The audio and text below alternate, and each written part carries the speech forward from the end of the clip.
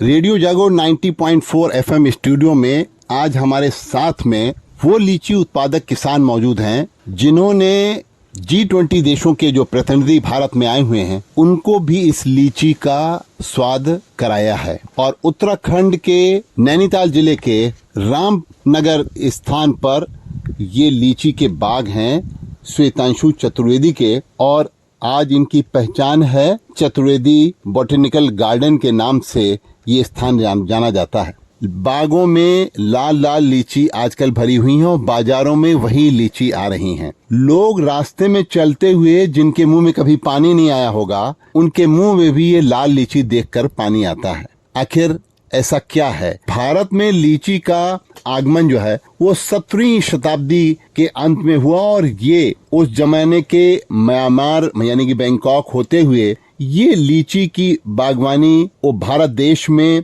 उत्तराखंड, बिहार, बंगाल, झारखंड और इसके अलावा त्रिपुरा, असम, पंजाब, हरियाणा, हिमाचल प्रदेश और दक्षिण भारत के नीलगिरी क्षेत्रों में पहुंच गई है। लीची फल एक ऐसा पोषक तत्वों से भरपूर होता है जिसमें मई और जून की तपती गर्मी में आप ये समझ लें कि इसके लाल रंग का आकर्षण से ज्यादा इसके फल में जो रस होता है वो आपको उस गर्मी से ठंडक देने का काम करता है। चलिए, हमारे साथ मौजूद हैं इस समय भारत लीची उत्पादक संघ के सचिव श्वेतांशु चतुर्वेदी, वो श्वेतांशु चतुर्वेदी जिन्होंने इस बार इस देश की लीची को विदेशों से आए हुए प्रतिनिधियों को भी उसका रसास्वादन कराया है।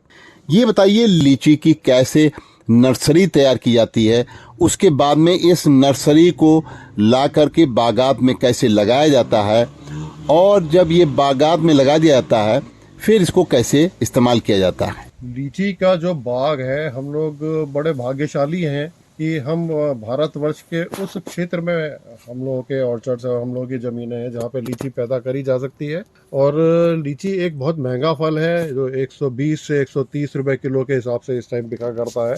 महंगे फलों की बाज़ार में काफ़ी डिमांड रहती है और लीची को लगाने का तरीका बिल्कुल अति विशिष्ट होता है। लीची को पहले इसकी नर्सरी इसकी तैयार करी जाती है एयर लेयरिंग विधि से, जिसको गूटी बांधना कहते हैं। इसमें लीची के टहनी के पेड़ के ऊपर उसकी टहनी की छाल छीली जाती है। इसके बीज कहाँ से लाते हैं आप? इसके लीची के बीज से नई लीची तैयार हुआ करती है। लीची हमेशा गूटी बांधने की विधि से ही तैयार हुआ जाती है। लीची की जो बीज से जो पौधा जम जाता है, ऐसे लीची खाने के बाद में कोई खेतों में बीज फेंक देता है, उससे जो पौधा तैयार हो जाता है तो उसकी ग्रोथ बहुत स्लो होती है और उसमें जो फल आता है वो उसकी मात्रा भी बहुत कम होती है। इसलिए वो प्रोसेस सक्सेसफुल नहीं है कि इसके बीज से इसको तैयार किया जाए।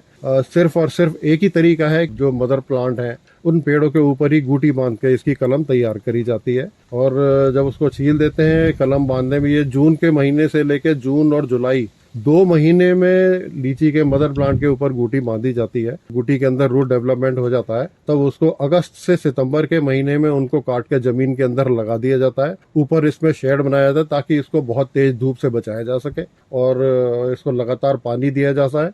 और उसके बाद में जब ये डेवलप होने शुरू हो जाती है, फिर वहाँ पे ग्रोथ लेना शुरू कर जाती है। जब इसमें नए कल्ले ऊपर से आना शुरू होते हैं तो हमें पता लग जाता है कि लीची ने अब यहाँ पे सरवाइव करना शुरू कर दिया है। तो लीची का फल, लीची का पेड़ ये ट्रांसप्लांट करने के कितने साल बाद आने लग जाता है, कब उसमें फल आने लग जाते हैं? देखिए, लीची का जो पेड़ है वो साल में कम से कम 4 या 5 बार ग्रोथ लेता है और इसमें लीची के ऊपर फल आने का जो समय है वो फरवरी और मार्च का महीना हुआ करता है। तो इसमें उसके अलावा 1 महीने में तो फूल आने का में हो गया, फरवरी और मार्च का। इसके अलावा जो 4 महीने उनमें ग्रोथ लिया करता है। जैसे हमने यहाँ पे अगस्त के महीने में हमने लीची इसको नीचे लगा दिया तो 1 साल के बाद अगले साल तक ये पौधा खेतों में, बागों में लगाने के लिए तैयार हो जाएगा। 1 साल का पौधा, मैच्योर पौधा जो है बाग में लगाने के लायक उपयुक्त होता है।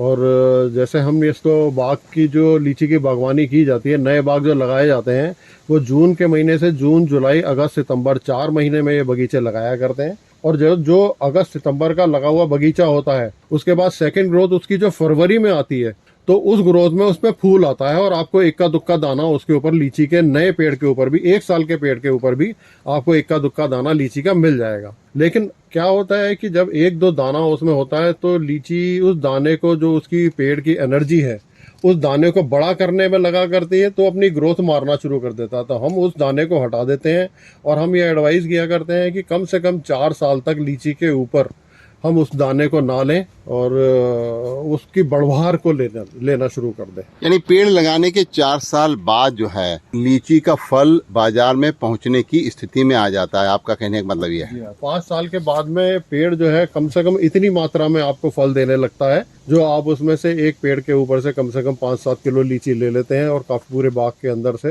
तो आपको एक अच्छी क्वांटिटी में माल मिलना शुरू हो जाता है। अदरवाइज इक्का दुक्का दाना लीची का आएगा तो ना तो उसकी कोई रखवाली कर पाता है, वो तो फिर वो घास काटने वाले खाते हैं या फिर वो बकरी खाती है।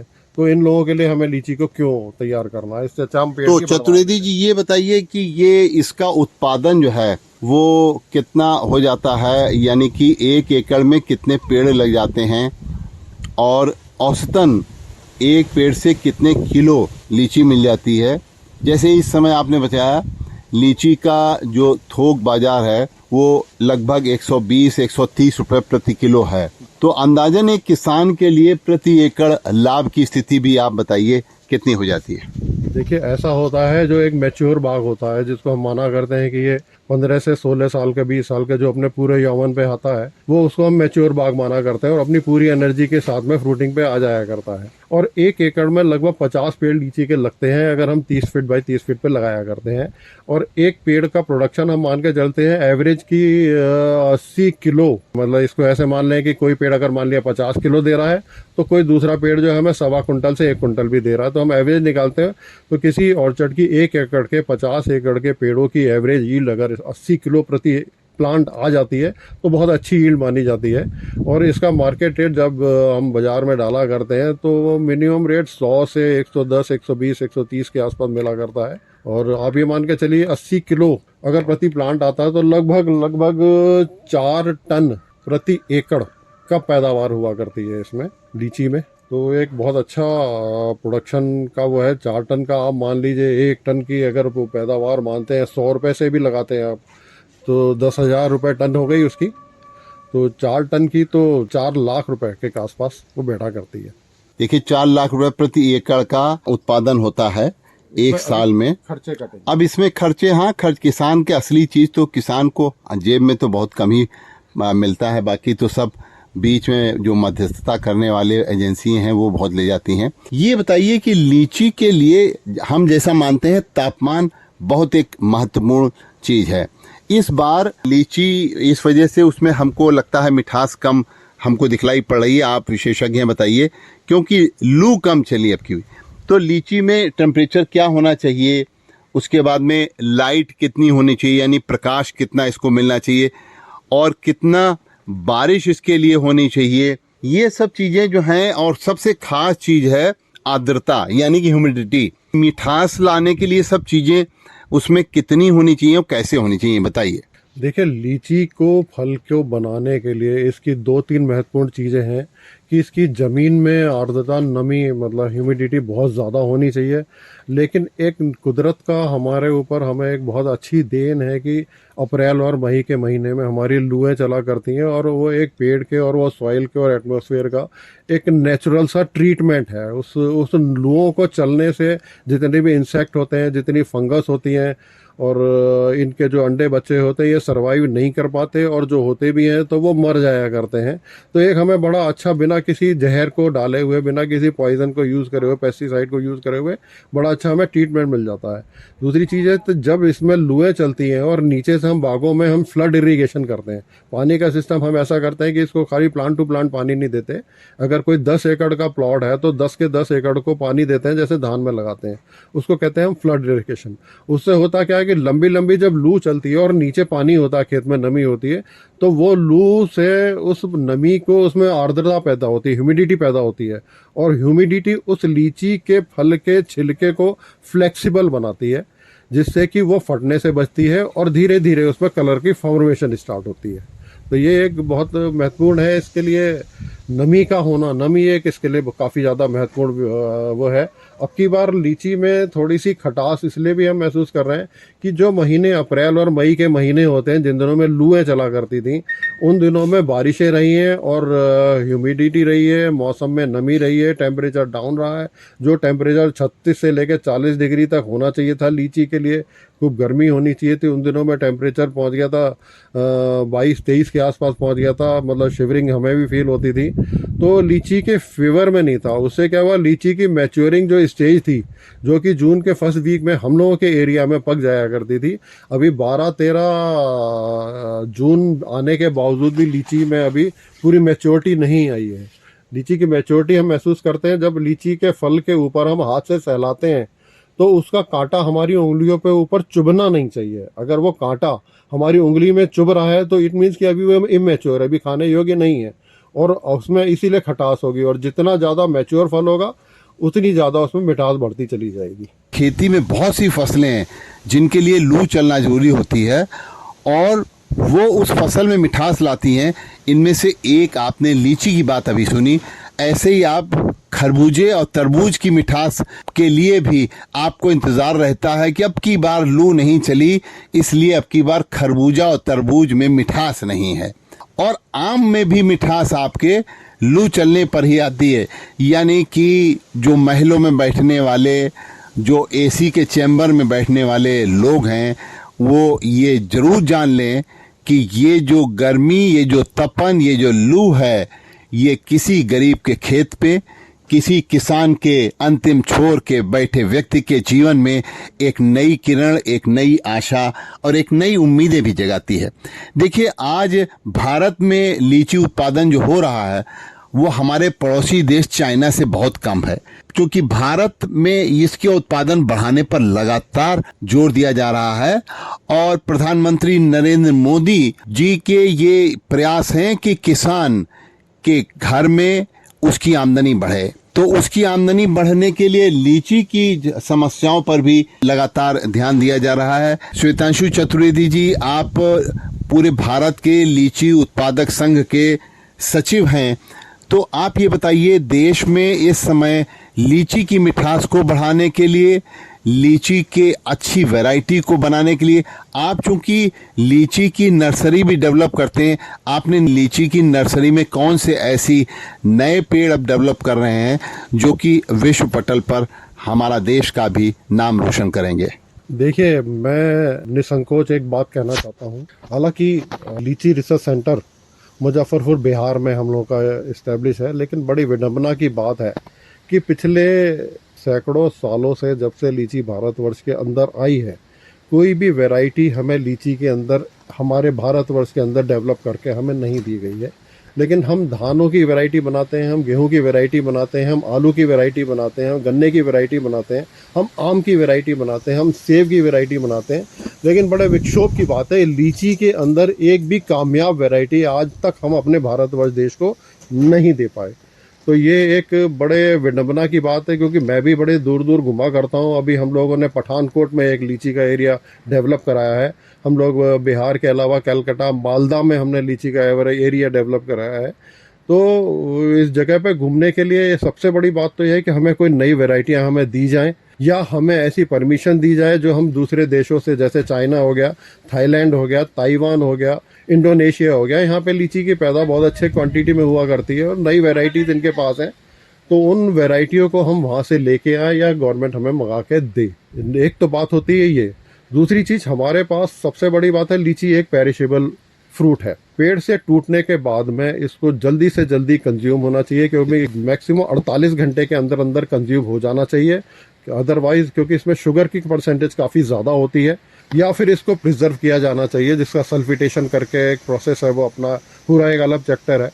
उसको सल्फिटेशन करके और उसको कूल चैम्बर में रख के या उस तरीके से हम करें। नहीं तो हम, अगर हम नहीं खा पा रहे हैं, तो हम अगर रेफ्रिजरेटर में रखने के बाद में इसको हम थोड़े से 10-12 घंटे या 14 घंटे हम इसको और बढ़ाया करते हैं। लेकिन जब इसका कलर चेंज हो जाता है, इसका मतलब अंदर इसके शुगर परसेंटेज होने की वजह से इसमें फर्मेंटेशन स्टार्ट हो गया है।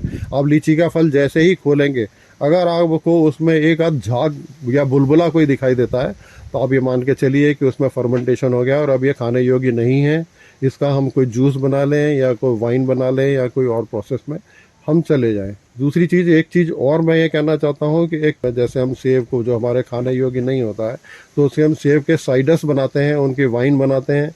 ऐसे ही लीची के लिए भी हम जो क्रैक हो जाती है लीची या जो खाने योग्य जो फ्रूट नहीं रहता है तो उसके हमें साइडर्स बनाने की कोई हमारे पे यूनिट्स यहाँ पे आसपास लगनी चाहिए, ताकि जो प्रोड्यूसर यहाँ पे लीची पैदा कर रहा है, उसने फर्स्ट ग्रेड और सेकंड ग्रेड का मार्केट में फ्रेश मार्केट में माल तो भेज दिया, लेकिन डी ग्रेड और सी ग्रेड का जो माल मार्केट में नहीं बिकता है या बिकता है तो 20 रुपये 30 रुपये किलो बिकता है, जिससे वो अपने खर्चे भी मीट आउट नहीं कर पाता। तो इनके लिए कोई इस तरीके की इंडस्ट्री डेवलप होनी चाहिए जिसमें वो अपना साइडर्स या उसके वेनिगर वगैरह या वाइन वगैरह उसकी बना सके। दूसरी चीज़, एक चीज़ और है लीची के साथ में कि लीची की सबसे बड़ी दुश्मन चमगादड़ होती है, और चमगादड़ का अटैक रात के टाइम होता है। इसमें हमारे पास कोई भी यूनिट या कोई भी नेट या कोई भी ऐसी चीज़ हमारे पास नहीं है जिससे हम चमगादड़ को बड़े बागीचे में हम उससे कंट्रोल कर सकें। किसी के पास लीची के मान लिया 20-25 पेड़ हैं तो वो तो नेट से उसको कवर कर सकता है, लेकिन किसी के पास अगर 1000 पेड़ लीची का बाग है तो वो किस हद तक नेट को चमगादड़ से बचाएगा। और चमगादड़ रात के टाइम आने की वजह से तो हम लोगों की प्रैक्टिस में ये रहता है कि हम सारी सारी रात जागते हैं। हमारे पास में कम से कम नहीं 50-60-100 आदमी होते हैं जो सर्च लाइट लेके शोर मचाते हैं सारी रात, ना खुद सोते हैं ना एरिया के इलाके के लोगों को सोने देते हैं। और पेड़ों के ऊपर कितना रिस्की काम होता है कि 30-30 फीट ऊंचे पेड़ों के ऊपर रात भर बैठे रहते हैं और चमगादड़ों को उड़ाया करते हैं, अपनी भी नींद हराम करते हैं और पड़ोसियों की भी नींद हराम करते हैं। उसके बावजूद भी कम से कम नहीं तो 20% लीची लगभग चमगादड़ खा जाया करती है। तो आवश्यकता है हमें कोई इस तरीके का हल्का नेट, जैसे मछली के तालाब को कंट्रोल करने के लिए हम नेट लगाते हैं जो महीन धागे की होती है, जो रीजनेबल प्राइस में हो और वजन में हल्की हो, जिसको आदमी जिस नेट को लेके पेड़ के ऊपर चढ़ सके और उसको ऊपर बांध के उसके ऊपर एक पूरा जाल जैसा बना के उसको कंट्रोल कर ले। आज लीची के उत्पादन को बढ़ाने की बहुत संभावनाएं हैं और चीन से आगे भारत हर मामले में निकल रहा है। तो लीची उत्पादन में भी और लीची की वैरायटीज की गुणवत्ता के मामले में भी आगे जाने की जो बातें आपने बताई उसकी बहुत संभावनाएं हैं। और हम आज अपने हरदोई के श्रोताओं को भी ये बताना चाहते हैं कि देखिए, लीची का उत्पादन आप भी अपने वहाँ कर सकते हैं आप, लेकिन ये समझ सकते हैं कि इसमें लीची एक ऐसी चीज है जिसको कि आपने बताया कि बहुत जल्दी इसमें सड़न होती है, 48 घंटे में इसका टूटने के बाद उपयोग होना चाहिए। तो आपने ये बिंदु भी बहुत अच्छा बताया कि जहां हमारे देश में लीची की नई वैरायटीज को बढ़ाने के लिए इसके रिसर्च सेंटर, इसके शोध केंद्रों की स्थापना के बारे में सोचा जाना चाहिए। दूसरी ओर आपने ये भी बहुत अच्छी बात बताई कि लीची जो 48 घंटे में जिस तरीके से कंज्यूम न होने के बाद उसका उपयोग न होने की वजह से उसमें सड़न पैदा होती है, वो सड़न से हम कुछ और भी उसके अलावा उत्पादन बना सकते हैं। जैसे आपने बताया कई चीज़ों की शराब बनाई जा रही है। हम जैसे कि जानते हैं आज मक्का हो चाहे धान हो, वो जब सड़ने लग जाता है तो उससे एथेनॉल बनाया जा रहा है और उससे वाइन भी, यानी कि उससे सड़ी हुई जो चीज़ें, इनसे शराब भी बनाई जा रही है। इस प्रकार का भी शोध किया जाना चाहिए सरकार से। जैसे बहुत से कृषि उत्पादन और उनको उत्पादों को प्रोत्साहित करने के लिए हमारी छूट पर बहुत सी चीज़ें उपलब्ध कराई जा रही हैं, तो इस प्रकार से नेट नहीं उपलब्ध कराया जा रहा है, ये भी एक किसानों की समस्या है। और उसके साथ साथ में आज इसके उत्पादन को बढ़ाने के लिए जो प्रोत्साहन किसानों को मिलना चाहिए वो किसानों को प्रोत्साहन भी दिया जाना चाहिए। श्वेतांशु चतुर्वेदी जी, चतुर्वेदी बॉटेनिकल गार्डन के आप चेयरमैन हमारे साथ जुड़े हैं और भारत देश में जो आप लीची उत्पादक संघ है उसके सचिव हैं।